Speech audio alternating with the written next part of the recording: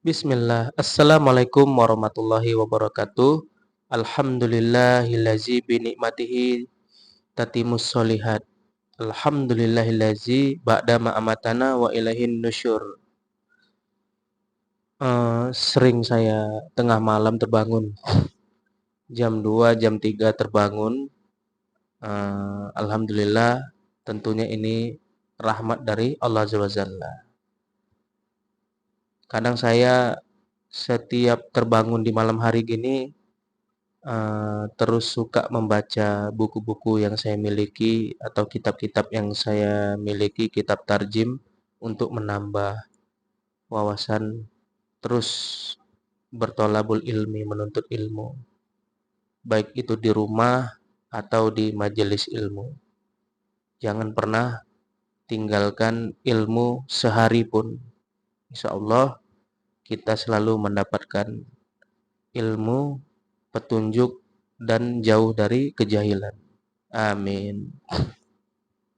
Qala Allah Ta'ala, saya menukil dari Al-Quran surat Al-Qadar ayat pertama.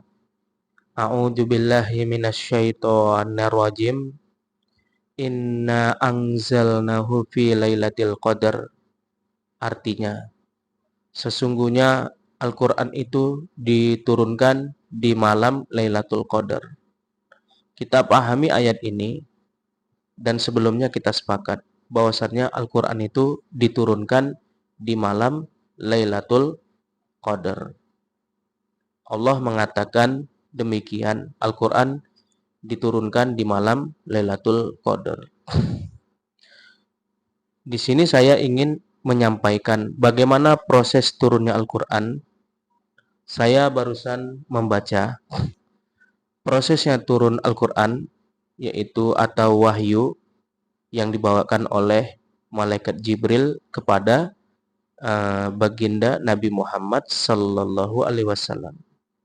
Proses yang pertama, malaikat Jibril menurunkan wahyu kepada Rasulullah, yaitu kadang lewat mimpi. Rasulullah dalam keadaan tidur, lalu Rasulullah bermimpi dan disampaikanlah wahyu itu lewat mimpi. Disampaikan lewat mimpi, lalu dicatat oleh para sahabat atau istri-istri beliau. Dan cara yang kedua, kadang malaikat Jibril bisa menjelma menjadi seorang manusia.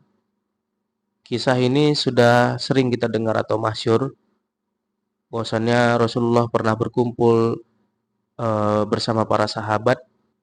Tiba-tiba datang seorang laki-laki yang terlihat rapi, bersih, memasuki majelis Rasulullah. Terus laki-laki ini terlihat bersih sekali, tanpa ada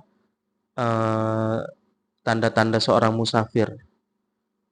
Lalu laki-laki ini mendatangi Rasulullah, duduk di hadapan Rasulullah. Pas duduk antara, riwayatnya menceritakan antara sisi kedua paha Rasulullah dan pria tersebut. Apa yang dilakukan pria tersebut? Riwayat ini menyampaikan atau menceritakan bahwasannya pria ini menanyakan kepada Rasulullah, apa itu Islam? Maka Rasulullah menjelaskan bahwasannya Islam itu adalah bersyahadat, melaksanakan sholat, berpuasa, membayar zakat, dan berhaji. Lalu pria ini lanjut menanyakan kepada Rasulullah, apa itu iman? Maka Rasulullah melanjutkan jawabannya. Iman itu adalah beriman kepada Allah, beriman kepada para malaikat. Yang ketiga, beriman kepada kitab-kitab Allah. Yang keempat, beriman kepada para nabi Allah. Yang kelima, beriman kepada hari akhir. Dan yang keenam, beriman kepada qada dan qadar atau takdir. Dan pria ini lanjut menanyakan, "Apa itu ihsan?" Maka dijawab oleh Rasulullah, ihsan itu adalah seolah-olah seorang mukmin beribadah kepada Rabb-nya, ia melihat Allah. Namun apabila dia tidak melihat Allah dan dia meyakini bahwasannya Allah sedang melihatnya. Lanjut lagi pria ini menanyakan, kapan hari kiamat itu terjadi? Maka Rasulullah menjawab, tentu yang bertanya lebih tahu daripada aku. Singkat dari pertanyaan ini, beranjak pergilah pria tersebut. Riwayatnya lebih kurang yang Anda ketahui seperti itu. Beranjaklah pria itu pergi. Lalu para sahabat memang tampak terlihat kebingungan. Siapa pria itu? Bertanya-tanya siapa pria itu. Terus ada satu sahabat yang bertanya, siapa pria itu wahai Rasulullah? Rasulullah pun menjawab, dia adalah Jibril. Begitulah cara wahyu turun kepada Rasulullah. Dan selanjutnya, proses turunnya Al-Quran, kadang malaikat Jibril datang berupa seperti dentuman lonceng. Seperti dentuman lonceng. Dan riwayat ini Anda baca, itu kadang Rasulullah seperti mengeluarkan butiran keringat. Butiran keringat, padahal cuaca di Madinah atau Mekah saat itu sangat dingin, tetapi Rasulullah bisa mengeluarkan keringat begitu banyak. Dan proses selanjutnya, kadang malaikat Jibril itu datang menyampaikan wahyu berupa seperti apa? Seperti ruh yang memiliki beberapa ratus sayap, terlihat besar gitu. Terlihat besar. Jadi kadang-kadang Rasulullah itu menerima wahyu itu langsung melihat bentuknya Jibril begitu besar dan nampak sayapnya begitu.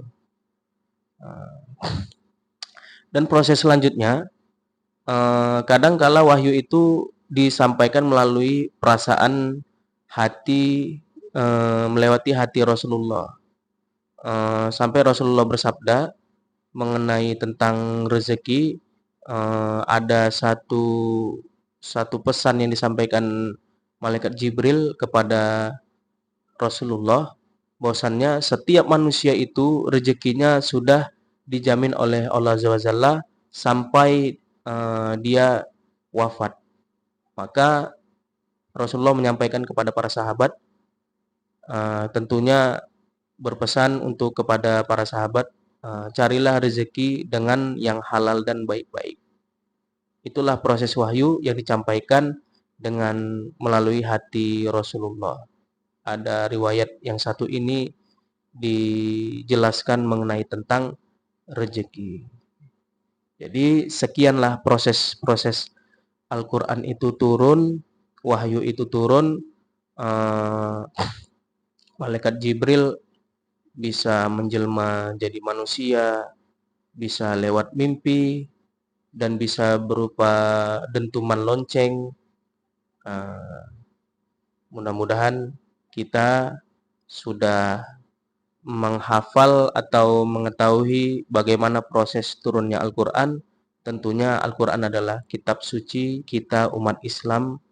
Kita harus tahu sejarah sikit atau banyaknya mengenai turunnya Al-Quran. Dan ada satu ayat lagi masih di surah Al-Qadr, yaitu tanazzalul malaikatu warruhu fiha bi'itsnihi rabbihim min kulli amr, yang artinya pada malam itu turunlah para malaikat dan ruh Jibril untuk mengurus semua segala urusan. Jadi begitulah proses wahyu itu turun dan Al-Quran itu turun jatuh di pada malam Lailatul Qadar. Mudah-mudahan kita semua sudah mengetahui, memahami kapan turunnya Al-Quran, dan tentunya ini bermanfaat untuk kita sebagai orang Islam. Barakallahu fikum.